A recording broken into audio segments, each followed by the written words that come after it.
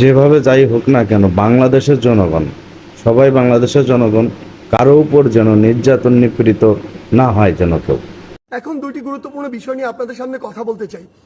একটি বিষয় হচ্ছে যে আমরা দেখছি গতকালকে থেকে বাংলাদেশের বিভিন্ন জায়গায়, ঢাকা শহর থেকে শুরু করে বিভিন্ন অপ্রত্যাশিত ঘটনা ঘটছে, সহিংসতার ঘটনা আমরা শুনতে পাচ্ছি।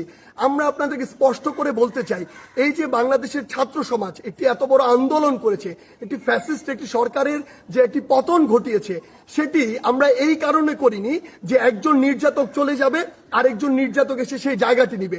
এটি আমরা আমাদের জায়গা থেকে কোনোদিনও মানব না। বরং এই যে নির্যাতনের যে প্রসেসটি রয়েছে, যে সিস্টেমটি রয়েছে, এই সিস্টেমটি ছাত্র সমাজ বা বর্তমান বাংলাদেশের যে প্রজন্ম তারা চায় না। সেই নির্যাতনের সিস্টেমটি চেঞ্জ করার জন্য আমরা আমাদের এই আন্দোলনটি করেছি, এই অভ্যুত্থানটি ঘটিয়েছি পুরো বাংলাদেশের মানুষকে নিয়ে। সেই জায়গা থেকে বিভিন্ন রাজনৈতিক মতাদর্শ, সে বিরোধী মতাদর্শ